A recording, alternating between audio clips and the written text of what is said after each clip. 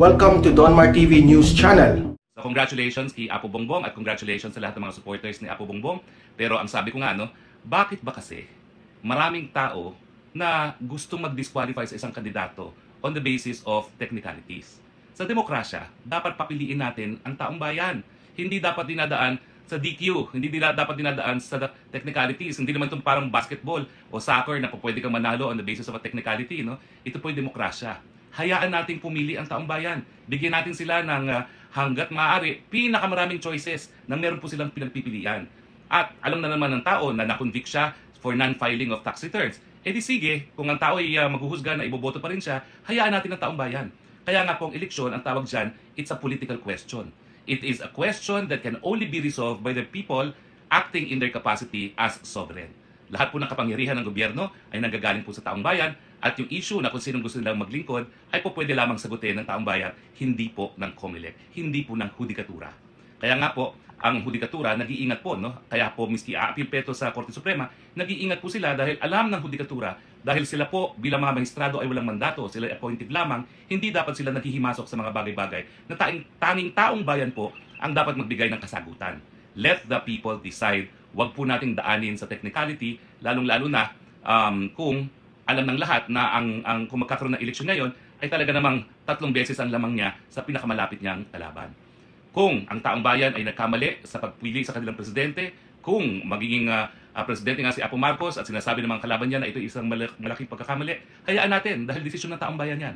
Walang kahit sino na dapat maghimasok sa desisyon ng taong bayan. At in any case, lahat naman ng putik na ibato na nila eh. Pero, bagamat lahat ng putik ay nabato na, 60% ngayon ng taong bayan ay boboto pa rin kay Apo Bongbong. Wala na po tayong magagawa. Sabi nga po nila, the voice of the people is the voice of God. Huwag na tayong mag-Diyos-Diyosan bilang mga kritiko. Tanggapin natin ang boses ng Panginoon expressed through the will of the people. Ituloy ang eleksyon, ituloy ang pagtakbo ni Apo Bongbong, batuhin ang batuhin kung gusto nyo, pero maghusga ang taong bayan. Ang sinasabi ko lang, huwag nating ipagkait sa taong bayan yung pagkakataon na sila mismo ang pipili ng kanilang mga opisyales.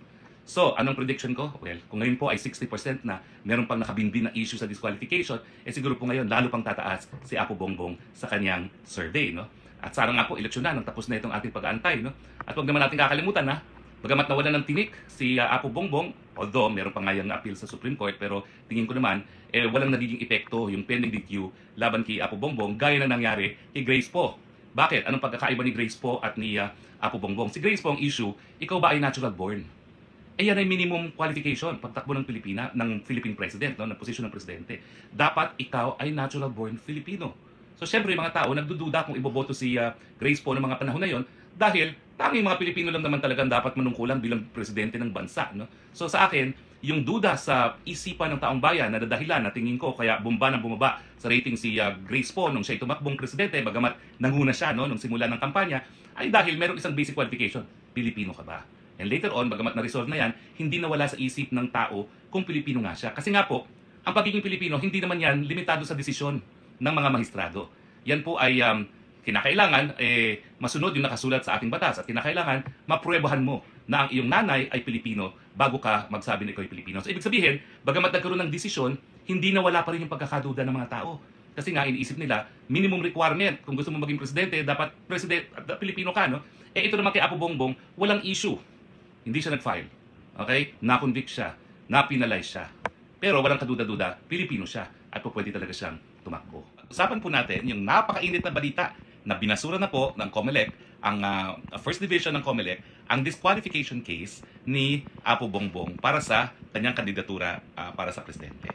Now, ang hinain po labang kay Apo Bongbong ay petition to cancel yung kanyang certificate of candidacy on the ground na merong material misrepresentation sa kanyang pagsampa dahil di umano ang tanong meron ka bang conviction at ang sinagot ni Apo Bongbong ay wala. At saka ang sabi nila meron ding disqualification on the basis of conviction of a crime involving moral turpitude. Now, ang pinag-uusapan po dito dun sa material representation nagsinungaling ba na material, hindi lang lahat ng mga misrepresentation ay po pwedeng maging material representation. Dapat yung seryoso na nakakaapekto sa kanyang kandidatura.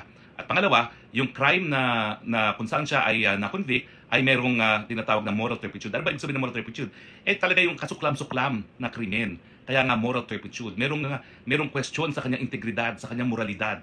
Ano ba yung mga kasong ganyan, no? Siyempre, yung mga rape, yung mga graft and corruption, no? So ang tanong, yung non-filing ba of tax return, bagamat siya po ay na-convict, ay ito ba ho ay involving moral turpitude? So, unahin natin isa-isa. Yung una ay nagkaroon ba ng material representation. Ang tanong, ikaw ba'y na-convict na sa isang krimen na merong moral turpitude? Ang sagot ay hindi. At ang sabi ng First Division, tama naman ang sagot niya. Dahil unang-una yung batas na nagpapataw ng parusa sa hindi pagsasubmite ng kanyang income tax return ay hindi po pwede bigyan ng retroactive effect. Ang sabi ng hukuman, bagamat ito isang presidential decree, hindi naman siya na-publish kaagad. At meron kasing ruling na Tanyada versus Tovera na kapag hindi na-publish yan, walang epekto. So ang sabi ng COMELEC, hindi po pwedeng bigyan niya ng retroactive effect. Hindi po pwede na yung panahon na bago pa siya naging epektibo, mako-cover na noong PD na yan. At kaya ang sabi ng COMELEC, unang-una ay walang material representation kasi yung requirement na pagsusumite ng income tax return at yung nagpapataw ng parusa sa hindi pagsusumite ay hindi epektibo dun sa mga taon kung saan na-convict naman itong si Apo Bongbong. No? Ang pangalawa, yung conviction ba na hindi pagsusumite ng tax return, ito ba may moral turpitude?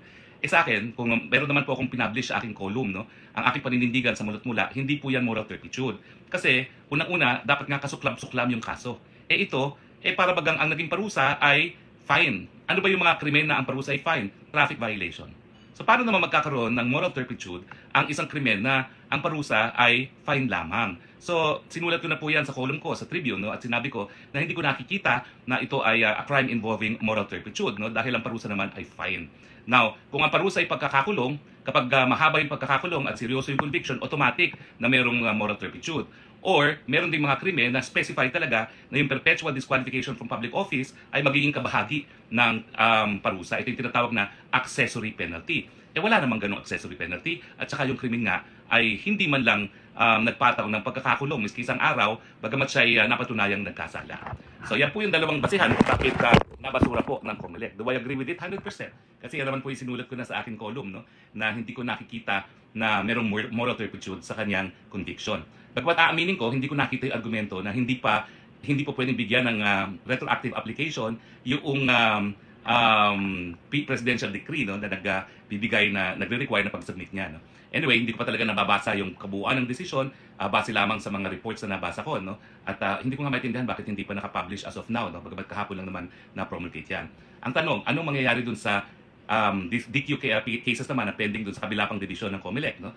Well, isipin na lang po natin, iisang COMELEC lang yan. At titingnan po natin kung iisang COMELEC, dalawang divisions, magkasulungat ang tingin nila. Kasi ang pagkakaalam ko, halos pareho naman ang issue dyan sa disqualification cases na yan. No? So, ganun din ang issue, no? Kung meron bang moral turpitude doon sa conviction. Pero syempre, meron ng, kumbaga, moral value itong una-unang pagdi-dismiss. No? At bagamat ang sabi ng mga petitioners ay sila ay mag-aapila pa, mag-move for reconsideration muna sa COMELEC at pwede pa sila mag-move for appeal, no? Doon sa Supreme Court, napakahirap ng mabago at least itong desisyon na nailabas ng COMELEC dahil unanimous siya, no? Buti sana kung split decision siya. At saka it's an issue of law naman. So madali naman ma-resolve po yan kung meron nga bang moral turpitude doon sa kanyang conviction at kung meron bang material misrepresentation doon sa hindi pagkakadeklara na siya ay nagkasala doon sa hindi pag-file ng tax returns. Now, alam niyo po, ang aking prediction din, ngayong natanggalan ng isang tinik, although meron pa mga tinik yan kasi may mga apila pa, lalo rin lalakas po ang kandidatura ni Inday Sara. Bakit po? Kasi dati na naman yung issue na yan, yung DQ na yan. Pero bagamat nandyan na yung issue ng DQ na yan, pinili pa rin ni Inday Sara yung si Apo Bongbong bilang maging running mate niya. So aking paninindigan, lalakas din si Inday Sara para vice-presidente kasi nga nagtiwala naman ang marami nating kababayan gaya ko sa kanyang piniling maging presidente. Huwag natin kakalimutan na talaga namang kaya gusto mismo ni Presidente Duterte na tumakbo si Inday Sara dahil nanguna ng minsan sa surveys Inday Sara. Pero sabi naman ni Inday Sara, I will meet the people halfway dahil ayaw na nga niyang tumakbo, no? At ang sabi nga niya, because of the popular clamor na siya tumakbo, I met them halfway.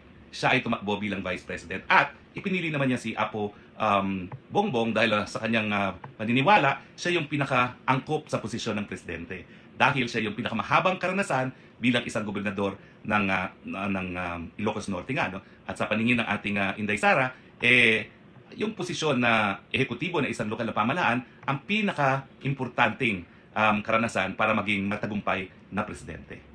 So, congratulations po muli kay Apo Bongbong at nalinis yung issue panandalian, no? Bagamat panandalian dahil meron pang motion for reconsideration, may-apila na yan. Ang motion for reconsideration po ay statistically, no? 6-1, hindi na po yan nagagalaw, bagamat posible pa pong magalaw yan, no? Pero ang magdidesisyon na po talaga kapag nag-motion for reconsideration ay en banc, no? Pero abangan pa rin natin yung isa pang division na magdidesisyon din, no? Respetuhin natin kung ano magiging desisyon, pero ngayon, para sa mga supporters talaga ni Apo Bongbong, dapat lang naman magdiwang because this is clearly a legal victory in addition to the political victory that we are hoping will happen in May of this year.